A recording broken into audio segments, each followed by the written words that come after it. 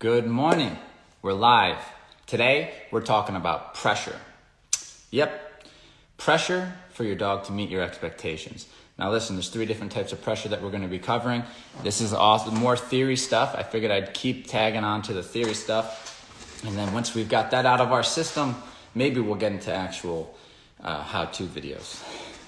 Good morning, everybody. I'm going to give a second for everyone to join. What is it? It's Tuesday. Tuesday today. Beautiful morning out. Yesterday was a rainy morning. Today looks like it's going to turn around and be a beautiful day. And today we're going to talk about pressure.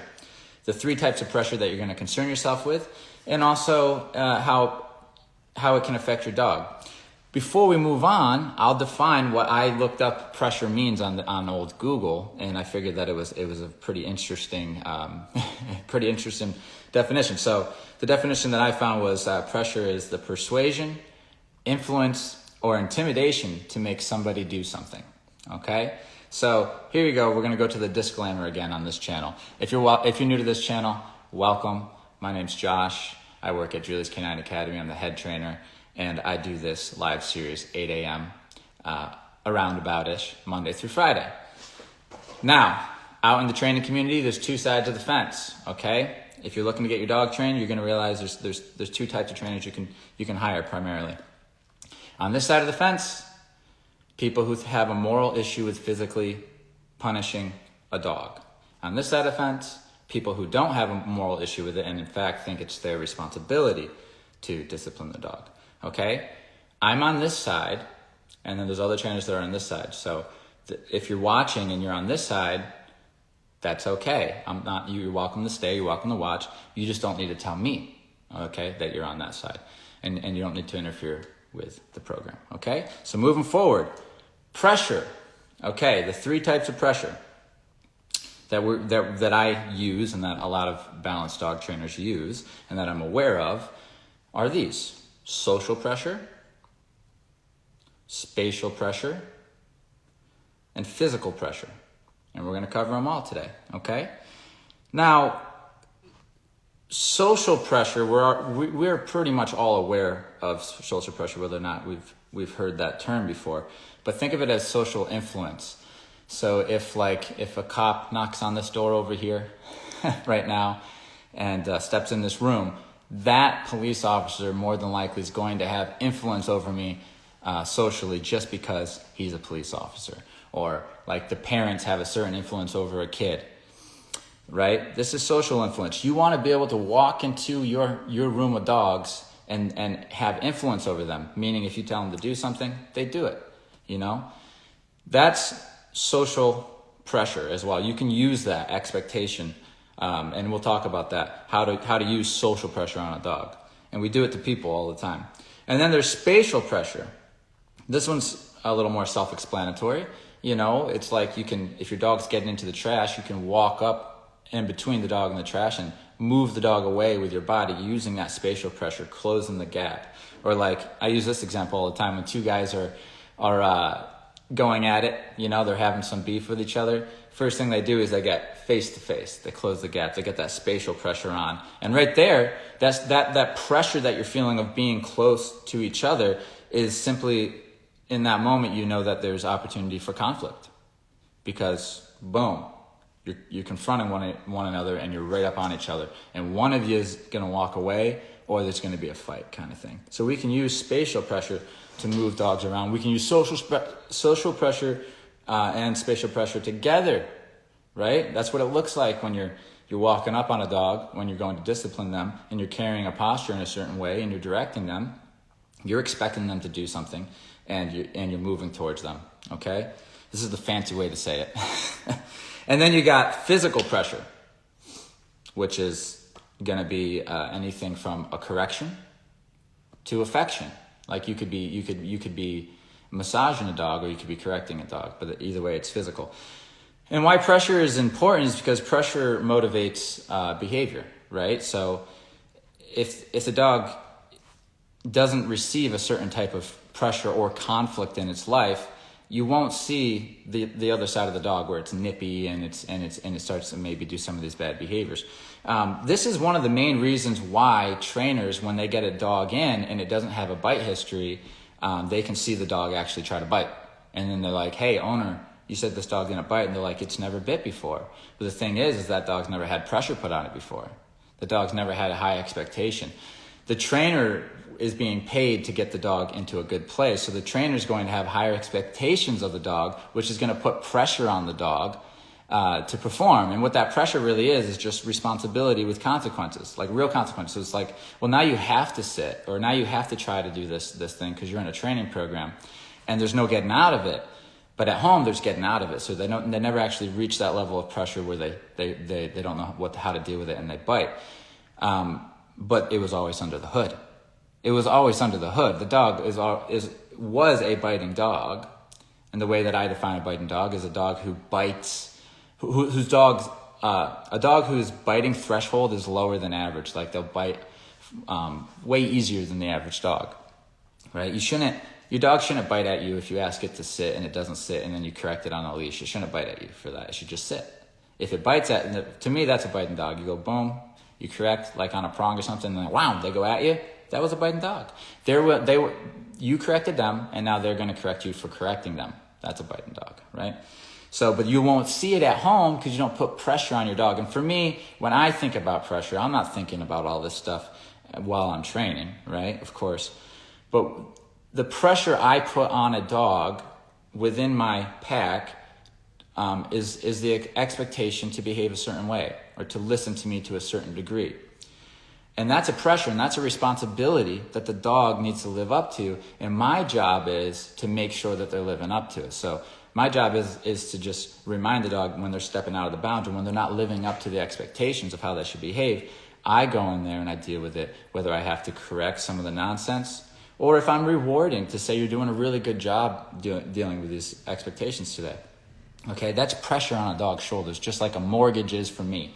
And if that dog doesn't have any expectation when it's living with somebody to behave good, you can live with a biting dog without getting bit simply by avoiding putting pressure on it. Pressure in all sorts of ways, the physical pressure. Let's say like their dog's on the couch and you want it off the couch and you walk up there and you're trying to use your social pressure and you're trying to say, get off the couch, but the dog's like, no. And maybe you try to use your spatial pressure and you get a little closer. Yeah, it's not going to work. What happens if you try to use some physical? What happens if you try to grab that dog? I think that person who decides to leave that dog on the couch knows that dog's going to bite him or growl or something or get fussy at the very least. So they don't do it. So they avoid it. So therefore they won't see it. And then they go to training and all of a sudden it's got a leash on it and it tries to run away and there's a little correction and the trainer's like, I need you to stay in this conversation. That's the pressure I'm putting on you today. I need you to try to engage with me and listen to what I'm saying to you. And that pressure alone of just saying, hey, I need you to pay attention to what I'm saying because I'm trying to communicate something with you. And if you try to listen, if you tune in and you try to listen, you'll pick it up because it's really easy, but we need to work together. And the dog just throws a fucking fit. Conniption, because now it has to have this conversation. Now there's no getting out of it. So they're frustrated, they're blah, blah, blah, bite. Why? Pressure. They've never had it. And a dog needs to have, while it's developing, it needs to learn how to deal with these certain pressures. Just like a kid, by the time it's an adult, hopefully has some preparation of being able to deal with the pressure that comes on, that the world's going to put on them, the expectations the world's going to put on them. And you can crumble. If you've lived a cushy life and you've never had to go through adversity at all, and the dog's always getting out of every situation, it's never expected to finish a conversation and do what it's told, then that dog didn't ever bite. Or maybe it did growl a couple times, and people don't tell us 100% the truth, you know what I mean? And so not everybody does. Maybe it growls a little bit and you're like, okay, you're staying on the couch. But it's still never bit. It's never bit because we're all just moving around those bites, right? And then you give it to a trainer and it bites. Like easily, like not even provoked, shouldn't have bit. You got a dog on a leash, you're trying to walk it into the house. You're trying to like this kind of stuff. All right? So pressure. Let me make sure I didn't miss anything here. And I mean, if you look into this stuff, you can go crazy with this theory. You can really get deep and crazy into it. But so we got social pressure. The idea is with social pressure is the only way to have influence over your dog, like literally step in the room and they listen to you. is through past experiences that they didn't listen to you, and then you followed through. You did what you had to do, and the dog listened to you at the end of that conversation, and you did that a handful of times. Now you have some clout.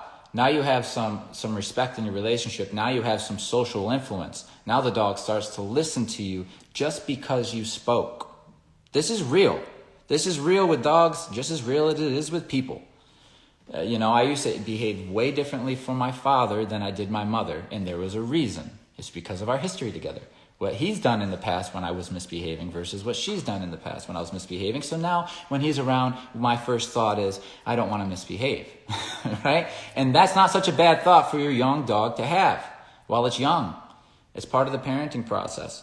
So that social influence is going to go a long ways. And then spatial pressure, to have your dog respect you in a way where if you have to, if it's getting into trouble and you have to tell it to go, you can move your dog. You can put pressure on your dog to move them out of the room and to move them around without a fuss, This is used a lot, the social pressure and the eye contact and then the moving forward to walk a dog down post-correction is very common in dog whispering stuff because you did your correction, now you want to see a submission. And I'm sorry, the reason I'm talking like this is because this is what dogs do to each other. And so you're using that expectation, you're looking that dog in the eye, and you're using your body to move forward post-correction, letting them know, when I'm in the room, you're influenced by me, okay? And there's certain things you can't do. And the dog will submit, the dog will soften. They know how, a lot of dogs know how. Some dogs you really got to teach how to avoid the confrontation by submitting, but most dogs know how naturally, and they will. And if you know what you're looking for, you'll see a little bit of gestures that they're giving it up to you. And so you walk away and you leave them alone. And you say, good, and that's good. Well, we'll pick that up if you go over and do the thing I just told you not to again. I'm not going to put you away. I'm going to let you go and see if you're going to make the mistake again with whatever caused it right there in the room. And then there's physical pressure. That's going to be the corrections. That's going to be the affection. That's e-collar work. You got to explain an e-collar to a dog. It does not know what it is. You got to teach it. Leash work, like leash pressure. If you're saying, hey, if you have a leash on a dog and it's around their neck and it's around your hand, you're now connected. So if one of you tries to go in the opposite direction, you're going to hit the end and it's going to tighten and nobody's going to go anywhere. So this can cause frustration. The pressure of literally having to follow a human. You're on a little rope. And if you want to go this way, it gets tight. You got to learn to turn that tightness off and keep that leash loose. And that right there, you can talk about pressure on and off, teaching a dog that when they try to go away from you, you put that pressure on, it doesn't go away until they give into that pressure on that leash, okay? So, yeah, having the pressure on a dog and the expectation of them being on this leash, listening to a couple rules and following you is too much for a dog to handle usually. And if you try to address that for the first time, that's where you're going to see attitude, and that's where you that's where you will see the true colors of the dog, the other side of what the animal is. What does it do when it's frustrated? What does it do when it's under pressure? That's what you need to know. That's what you need to know. You don't need to know exactly, what does it do when it's getting its own way? It's that's not the hard part when it's getting its own way. What does this dog do when there's pressure put on it? That's what you really need to know. What happens when somebody tells you no to something? What happens when somebody puts you on a leash and says, don't go over there, come with me? Are you going to throw a fit? I mean, can you not handle that level of responsibility? No, they can't. When they get dropped off here, they're gone. The whole raising process usually hasn't been done right. There's usually genetical issues. These dogs are so far from any type of companion that's not stressful. They're so far from it. We get them there using pressure. I don't think pressure in my mind all the time, but this is a way to think of it. I'm going to have certain expectations for a dog, little bite-sized chunks that I think the dog can handle each time I interact with it, building on top of one another. So I'll have an idea of with the dog. Today, I just want you to recall to me. That's my expectation on you today. I just want you to recall. So I'm going to put you on a long line. I'm not expecting you to be choked up and right next to me. I don't know you. Today, I'm going to give you your space and we're just going to recall. And whatever fuss we have or whatever, we might have a great time. I'm getting better at this so I can get the dog to like make their own choices, and I'm less involved in these little, in their learning experience, I guess, in their eyes. I'm just there to guide them. So it's less frustration towards me. But let's say we get through this day one. They learned the recall. They start learning it. That's all I did for them today. I'm not going to put too much pressure on them if I don't want to, right? If I'm not looking to trigger the explosiveness or the frustration or something like that intentionally, I don't have to. I can give them a little bit to learn, put them away. Bring them out, next session, let's repeat what we learned. You get it? Awesome. Let me add a little something new. Let me put you away. Next time I take you out, let's repeat what we learned. You get it? Okay, cool. Let's add something new, just a little bit. And so we can do it that way so we're incrementally introducing them to these things. So we put a little bit of pressure on them at a time. But this is what I need to tell you. I think every dog needs to have a coping skill for when they're under too much pressure than they can handle. And we do that here. People who follow us know that we do that here. We teach dogs how to deal with stress and frustration and all this stuff. And we give them a coping skill that's much safer and healthier for everybody, which is calm on command. Watch our last video. I talked to you about that. So we can literally just like turn everything off, just relax. We don't, even if we're in a bad situation, the dog's worked up, we can just, and then it's calmness, okay? Because each dog is going to run into stress in their life. And if you're trying to train a dog, avoid getting it stressed. Just going around it. The dog is going to be stressed eventually. So you need to make sure that within our commands, we teach the dog that, even if you're stressed, stay in your command, okay? And this kind of stuff. And so, if a dog's stressed about a vacuum cleaner or something, I'm not going to avoid the vacuum cleaner. I'm going to do a lot of vacuuming around the dog. Right? So this is the kind of way we get dogs over this. I'm going to go over my notes. I'm going to go over the comments. I'm going to make sure I didn't miss anything. It's a pretty cool concept to get in your head. Like, up in the expectations of a dog, you'll start to see a different side of your dog. Like, especially if you've been living with a dog for years and it hasn't really been behaving well. And now you're like, today, my expectations are higher. You're going to see the true colors of your dog when they're frustrated. What's under the hood. I remember the first time my dog, back when I lived in New York and I was doing my thing out there, first time my dog ever snapped at me, Dexter, my big St. Bernard Husky mix. Took a little snap at me I can't even remember. There was a couple times, I was doing dog whispering stuff, so I was correcting him myself. And one time he went after my grandma's cat. Hardcore. We just pulled in. This is before I was a dog trainer or anything like that. We just pulled into my grandma's house. The cat's outside, and then he just flew after her. So then you see the cat, you see the dog, and then you see me running after the dog. And the cat goes up a tree, the dog goes and stopped at the end of the tree, and then boom, and then I got my dog. I literally tackled the guy. He's huge. I didn't know what I was doing. And we got into a little moment there. Can you blame the dog? You're right. But I ended up submitting him and getting what I needed out of it. I was just a young guy who just wanted control over his dog, and it was like, hell no. And I lost control, and I ran at the dog, and I ended up submitting him, and he took a snap at me. Here's the thing. As crazy as that situation sounds, I swear to you, when that was done, and we were laying there on the ground, and I was getting up, that dog treated me with more respect ever. Like, he never treated me the same after that day. That was just one of the experiences. We probably had a handful of experiences like that, me and him, over the course of the years that I lived with him, to keep him in line. And there's easier ways to do it. Now, you got the e-collar training and all that jazz. But the thing is as sloppy as that was, that moment in time changed our relationship. And then I built on that. And I started going after small things. Started like, no, you're not walking like that with me anymore. If you're going to be doing that stuff, you're going to be walking behind me. You're going to be, if I say sit, don't get up. And this is before I knew anything really about dog training. I knew some dog whispering stuff, but I was new at this stuff. I had about a year and a half probably before I became a professional dog trainer from this point. And so it changed my relationship with him. He treated me differently after this. There was a couple more incidences that I won't go into because, it would take too long. But it's those moments, they come up, man. You can't train for this stuff. It just happens, and your dog does something, and it's like how you deal with it is going to determine how they behave. It's going to determine how they behave. And those big moments happen, whether we want them or not.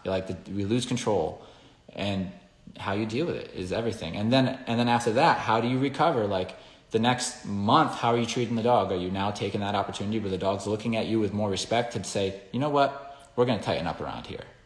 I have higher expectations, and I'm putting in the work to change it. No more pulling me on the leash. No more coming up and trying to, no more being bossy around the house. No more like thinking everything's for you. Somebody comes to the door and you're coming up and you like automatically assume that the person at the door is for the dog. No more of that shit. I take all that thinking away by correcting it and sending the dog out of the situation. And I took control of my dog. And I got him under my thumb, and I worked really hard at it. But it wasn't easy. And him striking at me and me submitting him was the best thing for our relationship. He knew your strike's not going to stop me. And at the end, he had a slip lead on, by the way. He just was gone with the slip lead. Huge dog, 130 pounds, So I used the slip lead when I got there. I'm not just sitting there with no tool at all, just so you know. But anyway, don't shy away from, I'm not going to tell you what to do in those situations, but your dog's barking at the door, losing its shit. That's your chance. Any moment like that where the dog's being disrespectful, that is your chance to just stop what you're doing and deal with it. And then after that, use the leverage you built from that fresh experience to say, you know what, around here we're changing things. You're not going to do that anymore, but you're also going to start doing A, B, and C. Okay? And you take control. The best way to do this, though, from a trainer now I'm putting my training cap back on, is setups. Like literally set it up so that you're prepared for it. The dog barks at the door, now you're setting it up so that you're ready. You know how you're going to correct. You know what you're going to do afterwards. You got it all planned up. Of course, that's the most professional way to do it, and it works. But if you're just living with a dog and you're getting sick of the bullshit, you got to start dealing with it, and you got to learn how to deal with it first. So you got to do your study, and you got to watch the right professionals and learn how to correct your dog appropriately. You're not frustrated. You're not screaming at the dog. You're not doing any of that stuff. There's a very particular way to do it. Calm, confident, direct, and it works. So, is pressure a bad thing to be putting on our dogs? No, it's natural. It's natural. Nature puts pressure on them. The world puts pressure on them. If we don't put pressure on them, which is responsibility, they have a responsibility. And here's what it is. I, as the owner, I pay the mortgage. I buy the food. I pay for the electric. I buy your bed. I buy your kennel. I pay for the car. I do all this. You don't pay for any of it. Here's what your responsibility is, your duty. This is how you can carry your weight in the family. You stop doing what I tell you to stop doing. Got it? Okay, good. And you do what I tell you to do. That's it. So if I tell you to do something, do it. That's your job. If I tell you to stop doing something, stop. That's it. Do you think we can do that? That's not too high of expectations, right? Now the dog's not going to listen. They will once they realize that those expectations are you value them and you're willing to give consequences for listening to you and for not listening to you. Ones that work. And it just so happens to be that you're very consistent with it. This dog will change. And it'll change quicker than you think, especially if you know how to turn it on. Like I said, the social pressure and the spatial pressure and the physical pressure. If you know how to operate your body in that way, watch Cesar Millan. Watch him when he's just talking to the people, and then the dog does something wrong. It's like his body posture changes, his eye contact changes, the way he uses his spatial pressure, his physical. He enters this state. And then when he's done correcting the dog, he's back. You need to learn how to do that, right? That kind of stuff goes a long ways. So your dog understands that when they see you in that state with that eye contact and that body posture, they know what it means. So, pressure. Social pressure, spatial pressure, physical pressure. They all influence our dog's behavior and us as well. It's important to know how to use them, even as a dog owner. Even if you don't know the fancy names, you know how to follow through. You know how to correct the dog. You know how to follow through with your body, your eye contact. Okay? And Julie wanted me to cover, which I already did, why a trainer might see a dog bite or strike or lose their shit and nobody's ever seen it before. It's because the dog never had any pressure, never had any responsibility. You know, nobody ever said, stop doing that and do this, to the degree where it's like, you don't let the dog out of the conversation until they try.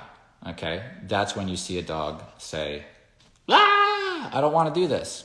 And then they get over that and they realize it's not so bad what you're asking, and you get them over the hump, if you will, which getting a dog over the hump, which is what a lot of professionals in our little circle call it, is getting a dog past the initial attitude that they come in with, to not wanting to participate. There's kickback with everything.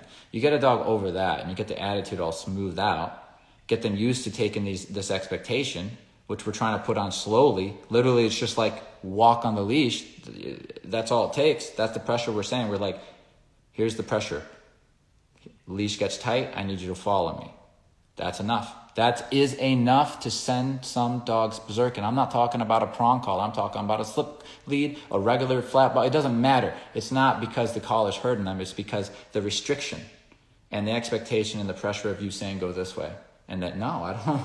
It's because you're asking me to go that way and you got this rope around my neck. That's their attitude. And so once we get a dog over the hump, then they're okay with this pressure and they realize it's not so bad. You know what it is? You know what it really is? It's a dog accepting that they're going to follow a human. That's all it is. That's all it is. They're just like, I'm going to follow my human. Like if my human tells me to do something, I'm going to do it. And we see the dogs just make that shift eventually. Somewhere between the end of week 1 and into week 2, we see the dog go, and all of a sudden they're what we call a follower. They're in this mentality where it's easier for them with us, in the life that they live with us, their alternative life here at the board and train. They decided that it is much easier and much more rewarding and actually much more enjoyable than they thought, because now they're doing off-leash hikes and all this fun stuff that they never used to do in their old life, to just listen to the humans and to carry a particular state of mind, which is compliant and calm, unless told otherwise. And they do, and they find that this is a very successful way to live their new life. And then that becomes their new way of being, right? And they got this down. And there is no kickback. There is no ill effects for putting pressure on the dog and telling them to go do something. They do it, and they love to hear you say good boy and good girl, because it's the end of the process, and now they go home. Now they have to go home and fight the old associations and the new expectation and all that shit. But that's been my little snippet on pressure. Didn't have a whole lot of time to think about it. Literally, I said, Julie, what should I talk about? She says, talk about pressure. And so that's what we did today. I hope you guys enjoyed it. I'm going to get on here again tomorrow. If you got any ideas for future content, please leave them in the comments. Let me know if you have any ideas of what you'd like to hear me talk about to try to steer the direction of this. I'm going to keep going with the theory for a little while, so please, it's not going to go forever. That's what you guys need to know, okay? I'm not going to do this forever, but I want a nice series on this theory stuff. So let me see if I forgot something that you guys are still confused on, some really basic stuff, whatever, just give me a hand. And eventually, when I kind of putter out of this theory stuff, I'm going to keep doing lives, hopefully, or some type of content like this for you guys, but maybe more of actually working with the dog, all right? Eventually. And actually, I would love to do it live, but we'd have to figure out how to do it. I can't promise that. Okay, yeah, Julie, I forgot to add that. This is why I like you around. Julie says, even looking a dog in the eyes puts pressure on them. And that's true. If a dog's doing something and you give it, even they do it to each other, that hard eye contact. And what is that pressure right there? What do we mean by that? That's why this can boggle your mind. What do you mean by pressure when you look at them? All it is when I look at you in a confrontational way, meaning I don't like what you're doing or vice versa, that means there's potential for conflict. That's what the pressure is. It's saying, I'm looking at you saying, I don't like what you're doing, possibly, or the dog could read it that way or whatever. But let's say I don't like what you're doing. If the dog knows how to release that pressure or submit by just saying, okay, I'll stop what I'm doing, then I take my eye contact away. If it doesn't, then I go to the next step and I use spatial pressure and I start walking towards the dog. If the dog stops, then I can walk away, right? So this is just dog language. That's why strangers should crouch down and turn away when meeting a dog for the first time. And I agree, because that is forward, upward, like hanging over a dog can be intimidating, can be scary. It's best if a dog uses its nose and comes up to you. That's always the safest. And then if you are going to use a hand, it's best if you start low. You're not going to go up. You're not going to go try to pet a dog like this who's sketchy. You might throw your hand on a chest, or you might not do anything at all, depending on the dog. Guarding the owner, mom, soft energy. That's a good one. Is that could be a potential, that could be a whole, listen, hard dogs with soft owners, that's a whole topic right there too. Like dogs who when I say hard, I mean that they're game and they're kind of like, they're dominant, but the owner's soft. That leads to a mess. That can lead to a big old mess. And that ends up getting the owner guard. Now, let me tell you something, Katie. I'm probably not saying that right. I'm not. Guarding the owner, the easiest solution, I know this isn't going to happen because mom's soft, right? I understand that. Is that the person who's being guarded has to disagree and say, hey, don't guard me. I'm not a fucking piece of food. I'm not yours to guard. That shift in the dog's mentality, that's what stops that shit. Where it's like the person who they're trying to guard actually corrects them for trying to guard and puts them in their place and say, no. Because here's the thing about dogs and they can get out of hand.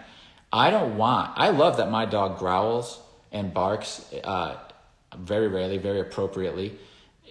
If somebody comes to my house who's not supposed to be there, it's a weird time, he lets me know, right? A little quiet. But if I say stop, he stops, right? I like that. But here's the thing. When they think that they have to worry about every single person on planet Earth, every single person that comes through your door, they got to assess whether or not they're allowed here? No. Here's how it goes. If I, the human, look concerned, maybe you could be a little concerned. But I don't want you, dog, telling my guests whether or not they're welcome. I want to be able to do that. Right? If I need you, I need your judgment to be better is what I'm saying. Most people who come to the door aren't a threat. Maybe all people in the length of the dog's life who came to the door or who they see on the street has not been a threat, but the dog's judgment is off. Bad judgment, bad judgment, bad judgment. Everybody's a threat. Or maybe it's just when they come close. We don't know the situation of this. But the thing is, you have control as the owner. You can disagree and say, no, stop that. Doesn't mean your dog's not going to defend you if somebody's trying to mug you. It just means that you're telling your dog, you're wrong. This isn't the way to be treating this person. Go over there, relax. And I guarantee you, listen to this shit. Try to send that dog away. That's where you see all the problems.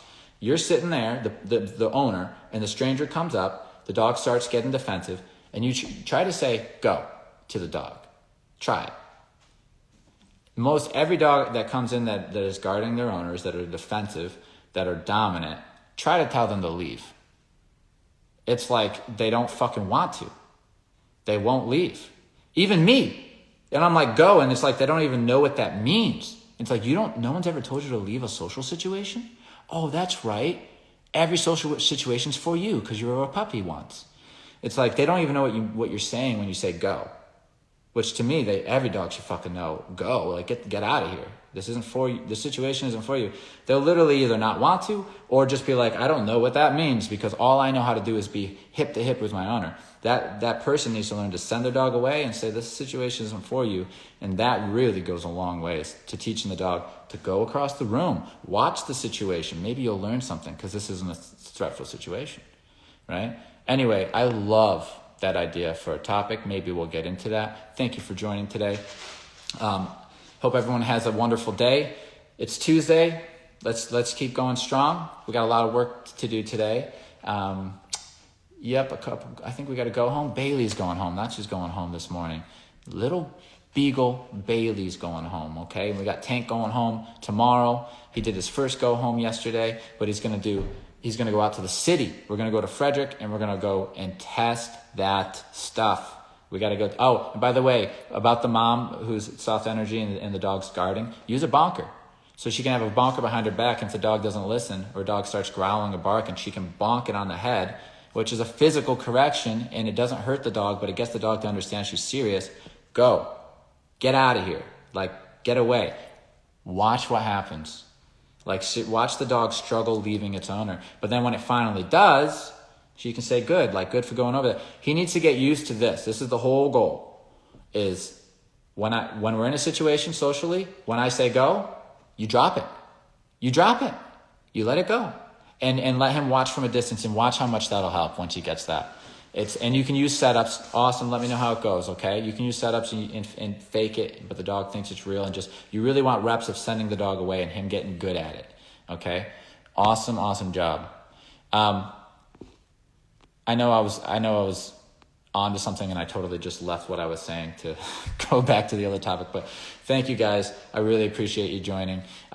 We'll be covering some more stuff tomorrow, and then eventually, again, leave your comments. I need to know what to talk about, because eventually I'd like to get to doing some stuff with dogs, actually showing the process somehow to you guys, maybe even here on Instagram.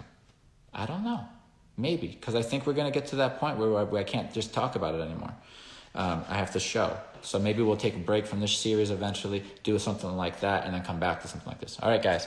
I appreciate you. Talk to you tomorrow.